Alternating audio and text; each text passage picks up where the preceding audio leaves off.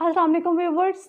आज का हम लेक्चर स्टार्ट करते हैं ज़ूलॉजी पर। अब मैं ज़ूलॉजी स्टार्ट कर रही हूँ मिलर हार्ले 8th एडिशन।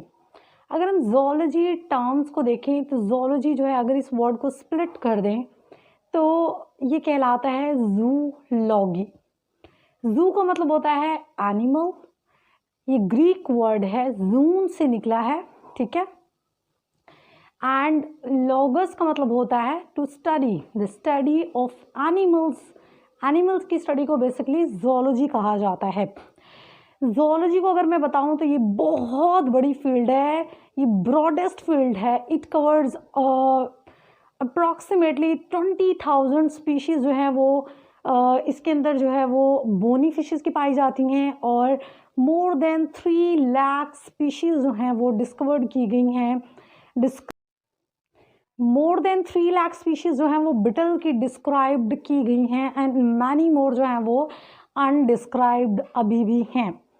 अगर मैं बात करूं इक्थायोलॉजी की, इसमें एक ही टर्म जो है वो दोबारा बताई गई है। फर्स्ट चैप्टर के अंदर को ही डिस्कस कर रही हूँ मैं इक्थायोलॉजी की। तो इक्थायोलॉजी क्या होती है? The study of fishes. Basically fishes की स्टडी को इक्थायोलॉजी कहा जाता है।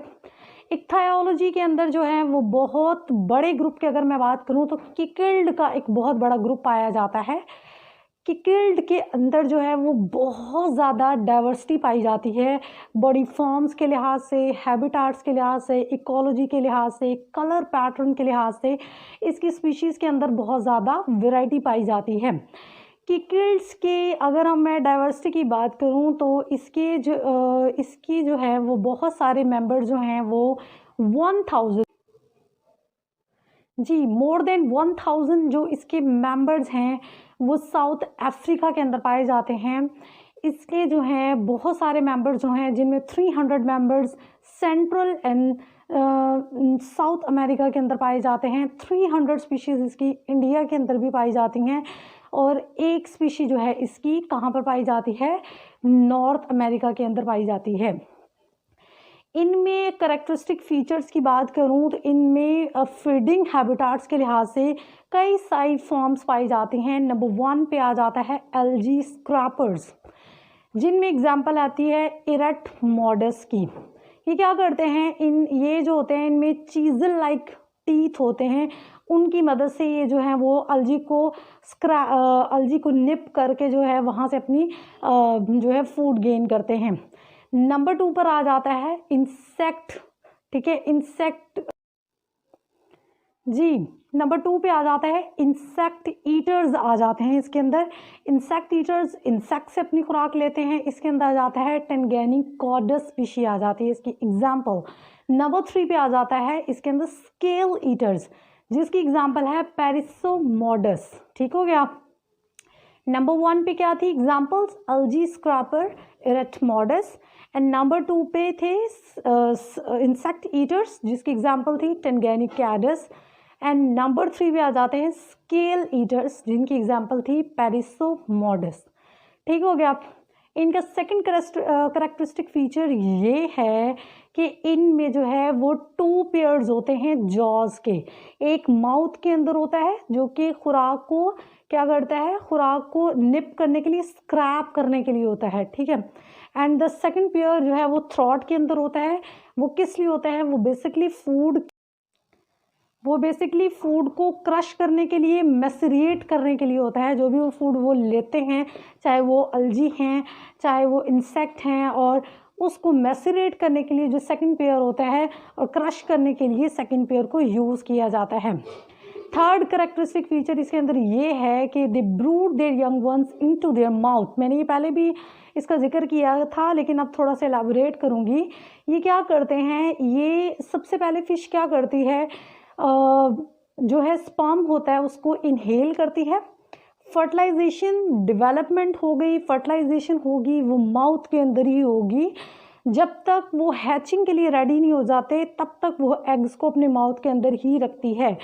इवन हैचिंग हो भी जाती है, बाहर आ भी जाते हैं, अगर इन्वायरमेंट में उसको कोई डेंजर महसूस होता है, जिससे उसके एग्स को ख़तरा होता है, जिसके उससे अपने बच्चों के लिए प्रोटेक्शन के लिए वो दोबारा अपने माउथ के वो अपने माउथ के अंदर ले जाती है और तब तक अपने माउथ के अंदर रखती है जब तक जो है उसको ख़तरा जो है वो ख़त्म नहीं हो जाता। इसी तरह से इनके अंदर बहुत सारी डाइवर्सिटी पाई जाती है, ठीक है। बहुत ज़्यादा बॉडी फॉर्म्स, कलर पैटर्न के लिहाज से, इकोलॉजी के लिहाज से इकोलॉजिस्ट यही काम तो करते हैं कि क्या करते हैं, इनकी जो है फिशेस की इकोलॉजी को, एवोल्यूशन को, इनके बिहेवियर को, इनके स्ट्रक्चर को, इनके फंक्शन को स्टडी करते हैं, जो इक्थायोलॉजिस्ट होते हैं बेसिकली। अगर मैं किकिल्ड में बात करूं अफ्रीकन स्पीशी की, उसमें एग्जाम्पल आ जाती है डॉग टूथ किकिल्ड स्पीशी की, जिसका नाम है साइंटिफिक नेम बेसिकली है साइनोतेलापिया अफ्रा, जो कि अफ्रीका की लेक मलावी के अंदर पाई जाती है।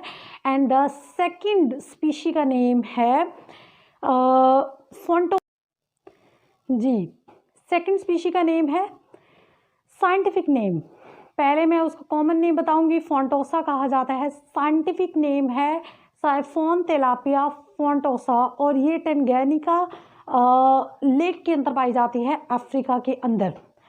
अगर मैं जो है वो स्पीशीज़ के एवोल्यूशन की बात करूँ, एवोल्यूशनरी प्रोसेस की बात करूँ, तो अकॉर्डिंग टू एस्टिमेशन जो है वो 4 to 100 million species of animals living today, जिनमें से 1 मिलियन स्पीशीज सिर्फ उसको डिस्क्राइब किया जा चुका है, उसको बताया जा चुका है। बाकी जो है 90% की अगर मैं बात करूं, वो पास्ट में प्रेजेंट थी, वो एक्सटेंट हो चुकी हैं, वो अब नहीं पाई जाती हैं। इसी तरह का ये काम किया जा रहा है। इसी तरह के मज़ीद टॉपिक को हम नेक्स्ट लेक्चर में डिस्कस करेंगे। इसमें कोई भी आपको प्रॉब्लम हो, सुनने वालों को, देखने वालों को, इस लेक्चर के अंदर कोई भी प्रॉब्लम हो, कोई भी मुश्किल हो आप लोगों को, तो वो आप लोग मुझसे कमेंट सेक्शन के अंदर जाकर पूछ सकते हैं। एंड मज़ीद वीडियोस के लिए प्लीज़ प्लीज़ प्लीज़ मेरे चैनल को सब्सक्राइब करो, फॉलो करो, शेयर करो एंड अच्छे अच्छे